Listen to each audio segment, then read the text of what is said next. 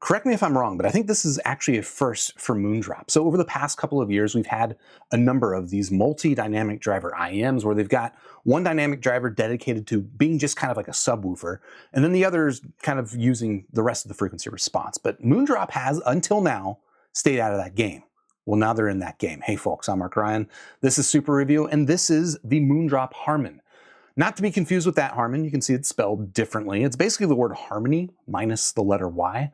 Coincidence? Let's talk about that. So yeah, this is a multi-dynamic driver IEM, but unlike a lot of the other ones that I was talking about that are usually 2 dynamic drivers, the Harmon's actually got 3 dynamic drivers, and that makes it a little bit more interesting. Moondrop adding their own little twist to this recipe, and it's coming in at a price point of $350 US, which is frankly not very cheap, but it is interesting because they're not just using one dynamic driver for the subwoofer kind of functionality here. Instead, they're using Moondrop's, I don't know, they call it the HODDUS, H-O-D-D-U-S. I'm not into marketing speak too much, so I don't remember what it stands for. But it's basically this double dynamic driver configuration that they use for subwoofers in IEMs like the Moondrop Dusk or the Moondrop Blessing 3 or even the Moondrop Solace 2, which is like a $3,000 IEM. So does that make the $350 US price point a little more palatable? Well, let's talk about it. So for the past couple of weeks, I've been listening to the Harmon, comparing it to some other IEMs in its price range, mostly, honestly, and a lot of other Moondrop stuff. And we're going to talk about how it stacks up today in this review. But before we get to that, I guess a quick shout out to Shenzhen Audio for sending this IEM for review. If you want to check out the Harmon or anything else we talk about today, I'm going to have them linked in the description down below. But with that said, let us turn our attention to what comes inside the box. We'll talk about the physical form factor, the build quality, fit and comfort, all that jazz about the Harmon here. Then we'll talk about the sound, of course. And then I'll bring in some of those other IEMs for direct comparison, and then give this IEM a score out of 5 stars. So here we go. Here is the packaging. As you should expect, you've got a cartoon child on the outside of the box. It's tastefully done, though. I think it's well done. And then here's what you get inside of it. You get this case, which you've seen on a number of Moondrop IEMs. It's got a little zip. It's kind of like a semi-hard case, like a fake leather, and generally a nice storage case, I suppose. Not really pocketable, if that's your thing. And it kind of is my thing. I like a pocketable case. But yeah, this will fit fine into a backpack. And then what you get inside of it is fairly modest, but it is what you see here on the table. So you get a full set of silicone ear tips. These are pretty standard ear tips that you've seen on other Moondrop IEMs. Yep, comes in a small, medium, and large. That's about as much as I can say about these ear tips. You'll notice I'm not using any of these ear tips. We'll talk about that as they get into talking about the fit and comfort. But they were fine ear tips for this particular IEM. But I feel like for my ear, I needed something a little bit larger in terms of diameter than this large gave me.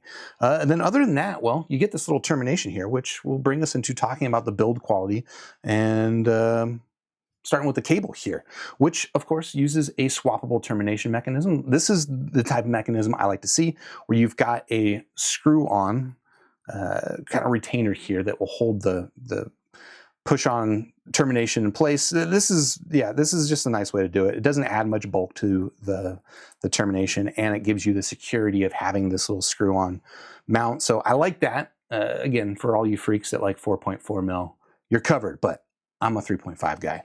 The rest of the cable is kind of interesting. I like it, but it might be a little bit divisive, because it is, as you might notice, covered in kind of like this cloth nylon. And that might make it a little bit on the microphonic side. I'm not particularly sensitive to it, but I know a lot of people get really bothered by microphonics. So if you are, this might bother you, but I think that the cable is actually a really cool looking cable. I think it's a really good looking match for the earpieces, which we'll talk about in a bit. And it's just, a nicely behaved cable. Kind of reminds me of the cable that came with the Soft Ears Volume S, which I also quite like. Although this one's coming in a very unique, I don't know, what do we call this color? Like gunmetal gray. It's a unique color. The Y split down here is very small, which I like to see, and the chin slider is kind of functional. It doesn't really, it kind of stays in place just by nature of this being a nylon braided cable, but it's not the most secure. I could use a little tighter of a chin slider. But other than that, we've got, of course, our preformed ear hooks up top, and then you've got, of course, a standard 2-pin connector. You can see that the connector is lightly recessed, but mostly kind of a flush connector. And then you can see the connector doesn't have a large protrusion on it if you are taking note. So that will bring us into talking about the earpieces, if I can get this thing inserted back in there. And aesthetically off the bat, like I think these things actually look pretty cool. It is a unique design that is a metal on the outside, but then I'm going to turn it to this angle and you might think that, okay, whoa, that looks a little bit strange, because I think it does look a little bit strange. It's got, I mentioned 3 dynamic drivers and they are all lined up basically in series. They're all kind of stacked up on top of each other here, rather than being in sort of an array that makes it large. So the earpiece ends up being overall actually kind of small from this profile side, but obviously here from the top down, it ends up being, well, a little bit on the thick, kind of long side. It's almost like this weird cylindrical shape with a hexagonal metal panel on the outside of it. It's kind of an interesting design. I think, frankly, it looks cool. I think it looks cool with the cable, but in terms of ergonomics, well, it's not that great. We'll talk about in a little bit. Let me pull off this ear tip. Oh yeah, I guess on that note of ear tips, I'm using here, these are Duno Candy ear tips just because the large ends up being kind of wide. And that worked for me better with this particular IM. Let me measure the nozzle for all you nozzle peepers out here. And we'll see what we're at. I haven't actually done this yet. Yeah, 6.5. It's about what I expected. It's a little bit on the thick side, which is interesting because I think it's hard for me not to think about the Truth Ear Zero and the Zero Red when I think about this IM, because those were kind of like the progenitors, is that the right word, of this double dynamic driver subwoofer kind of design. And this is, you know, I guess kind of Moondrop's first foray into doing something like that. Why do those ones also have a really wide nozzle as well as this one? I'm not sure. Coincidence? Maybe. But it does nonetheless have somewhat of a wide nozzle. Now, here's what I will say. It might not matter, because at least for me, the earphone doesn't really fit that deep into my ears. And that's why I ended up going with the wider ear tips here on the Duno Candy tip. So I'll show you what it looks like in my ear. Fit and comfort is actually not bad. Like, actually, I'll just say comfort is fine. Like, even though it has these angles, I don't feel any sharpness or anything like that. And then, so yeah, comfort's generally good. The only thing is, I feel like the fit stability is not that great because, like I mentioned, it fits a little bit on the shallow side. Like, this doesn't, even if I'm using the smaller ear tips, I can use the smaller ear tips. It just doesn't end up going that deep into my ear, so I don't make great contact with my ear canal and get a really nice stable fit. Instead, just kind of like, I don't know, hangs out in free space. It's a little bit of an exaggeration, but hopefully that helps you understand. Yeah, I just found that using a wider ear tip, kind of like more of a ball-shaped ear tip, fit better for my ear. Whether or not that will be true for you, I don't know, but well, now you know what it looks like inside the side of my ear. So yeah, generally I would say that comfort is fine, ingress egress is fine. Fit stability is a little bit on the weak side, which is kind of a bummer. But I think that's probably as much as I can tell you about physical form factor. I'm gonna check my notes. Nope, that is basically it. So that will lead us into talking about my notes. No, we're gonna talk about the sound here on the Moondrop Harmon. This is how the Harmon measures on my frequency response rig. In fact, where's my labels? We need my labels. There we go. There's our labels. If you want to check out this for yourself, I've got it, of course, on Squiglink, linked in the description down below. There you can pull it up and compare it with literally hundreds of other IMs that I have measured.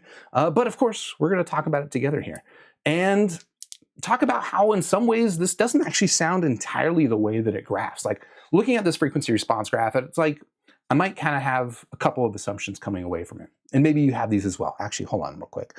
I've got this set on deep insertion. This is why my labels were gone.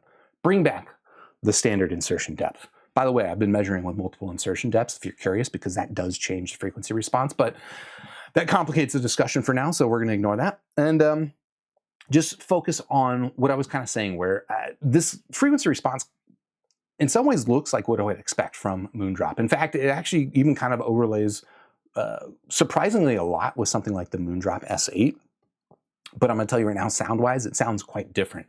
And I'll also say that this sound kind of, you know, again, talking about the Truth Ear Zero and the Zero Red is kind of like, I assume, some sort of inspiration for the Harmon that we've got here. This almost feels like kind of a mix of those two frequency responses, where the Moondrop Zero is going for like a strictly Harmon tune.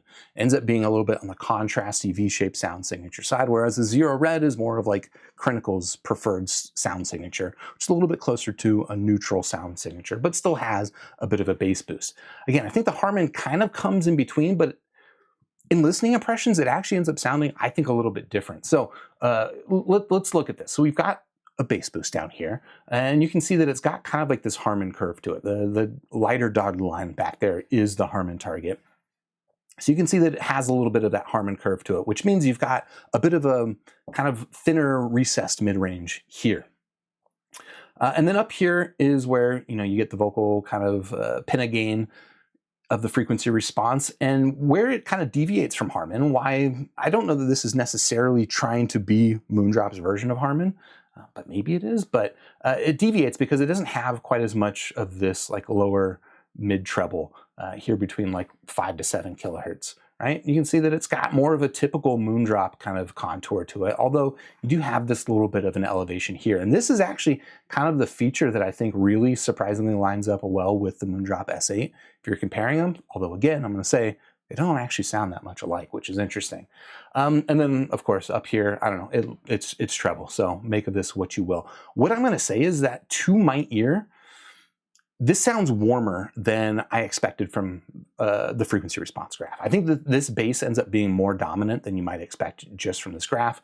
As well, I feel like the mid-range ends up sounding a little bit more imbalanced than you might expect. There's a little bit more emphasis here in this kind of like presence region than the frequency response might suggest. So it ends up giving it kind of like this warm tilted, slightly contrasty V-shaped sound signature that is also a little bit thin in the mid-range. So that is kind of like the general tonal balance, but how does it actually sound to my ear? What are my impressions of this thing? Well, like I mentioned, it is kind of like top line. It is a warm, tilted, kind of thin, also somewhat edgy in the vocal region, which in some ways I feel like those are almost contradictory words, right? Like warm almost imparts like this thickness to it, but it doesn't have that thickness. It's got very much a bass-dominated sound signature, but it's also kind of just thin in the mid-range and the vocal content.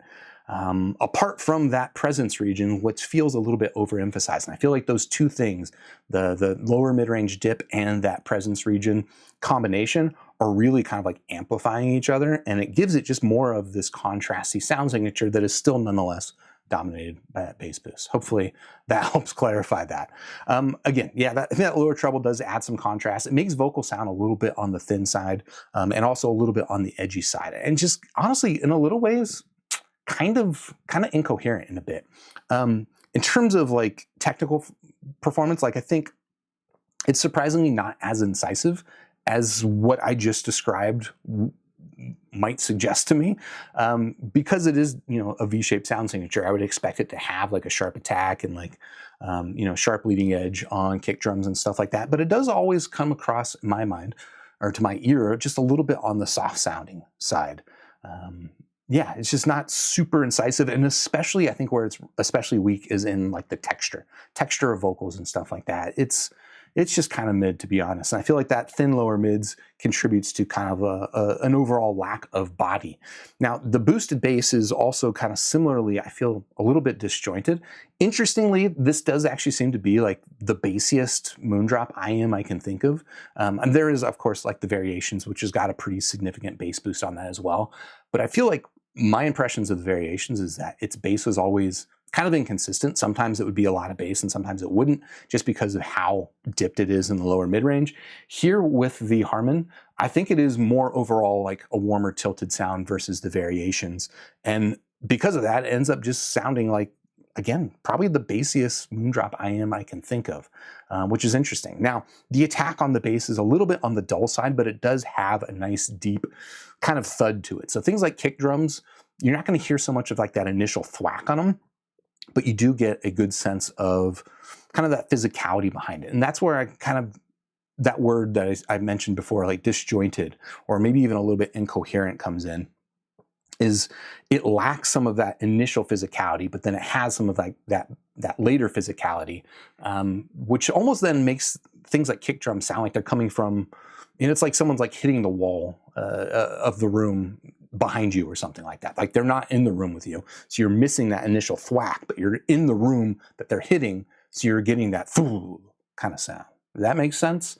That might seem like kind of an extraordinary way to describe the bass, but that is nonetheless, that is the effect I'm getting with things like kick drums here on the Harmon. Interestingly, so I mentioned up top that they are using their HODDUS configuration, which again, I mentioned that they've used in things like the Moondrop Dusk, the Moondrop Blessing 3, and those are IMs that I think the bass is like kind of exceptional on those. Here, unfortunately, I don't think it really comes through. I don't think it has that same incisive tightness to it. It just comes across a little bit more slow and plodding in its attack. And overall, I would say that this is a fine sounding IM. It is absolutely a smooth sounding IM. Like, it's easy to listen to, apart from, you know, again, maybe a little bit of extra edginess in the vocals. Like, if you're sensitive to upper treble, I don't think you're going to have a problem with this IM, but it is also a little bit, for my tastes, kind of lifeless and unengaging. But let me bring it up against a couple of other IMs, including one that we've already mentioned. Now, this might seem like a weird comparison. This is the Moondrop Cross-Critical Dusk. Might seem like a weird comparison because this is, you know, an all dynamic driver set. This is a hybrid slash actually technically a tribrid. But it's interesting is that they're both Moondrop. They both have the HODDUS bass, and price range wise, they're actually not that far apart. This is around $400. This is $350. Like, I feel like if you're considering the Harmon, you should probably also be considering the Dusk. And in my mind, at least for my preferences, the Dusk just sounds better. And also, just to clarify, I am reviewing the Dusk, as always, as a 3.5 mil. I'm not really talking about the DSP stuff. But yeah, overall, like, in this comparison, definitely the Harmon comes across as the warmer, bassier sound, but I feel like the bass is just so much better done on the Dusk that it gives it, again, that kind of satisfying snap and attack to it that I really like. This is the kind of bass that I dig. Over here, it's just, again, a little bit on the incoherent side, and if you're looking for more of that thud sound, you might actually prefer the Harmon's bass, but for me, I prefer the Dusk. And then the rest of the sound signature, just overall, I think you get kind of like a brighter, livelier sound signature out of the Dusk. It's, again, more kind of vocally transparent, more of that like texture and body and stuff that I was talking about. I feel like the Dusk just does a better job. It's more of like kind of like a low contrast sound, whereas the sound that you get here on the Harmon is more of that contrasty, so a little bit scooped out in the mids. So because of that, a little bit thin and bodiless, but then you get kind of that lower treble emphasis, which adds that edginess. That overall, just, I don't know, I feel like the Dusk just kind of does everything better. Who would disagree with me, or what kind of person might disagree with me? Again, if like you're sensitive to upper treble, the Harmon might be a little bit smoother in that presentation. It's not as incisive, not as sharp sounding, so depending on what you're listening to, potentially the Dusk might sound a little bit more on the fatiguing side, but I really do think that the Dusk's treble is actually pretty well balanced, so I don't know. For me, it's definitely not a concern, but maybe it is for you. The other IM I wanted to bring in for comparison is another Moondrop IM, and this one is just a dynamic driver, but it's a single dynamic driver. This is the Moondrop Kadenz.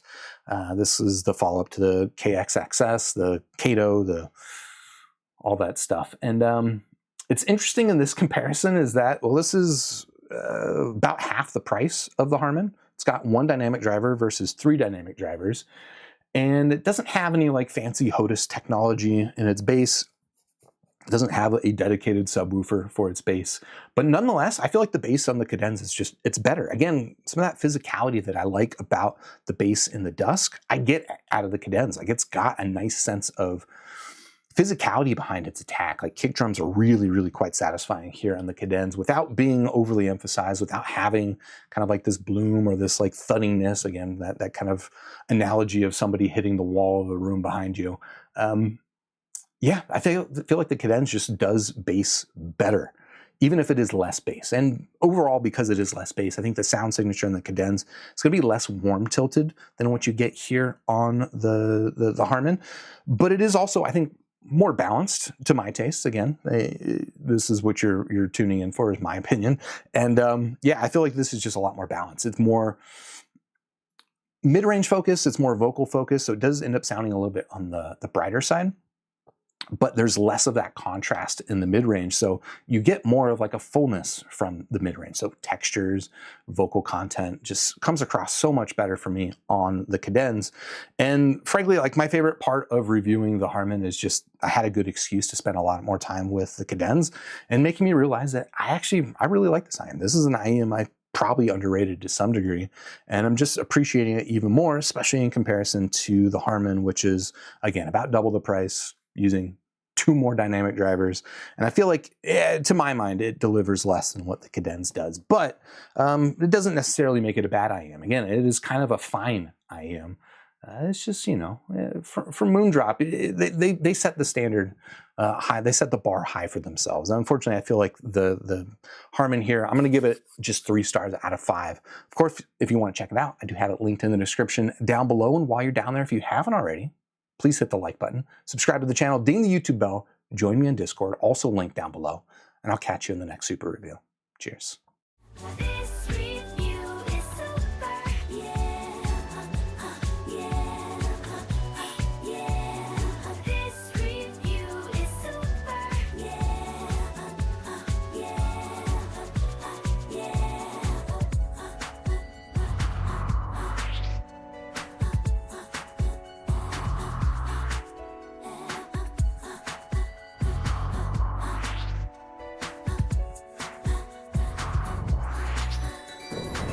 Join with the force of reviews, we now have the tools to brave the misleading world of audio fools. Hey, this review is super, and so are you. Grab your headphones, sniff a graph, and share your thoughts in this pursuit. Let's begin with the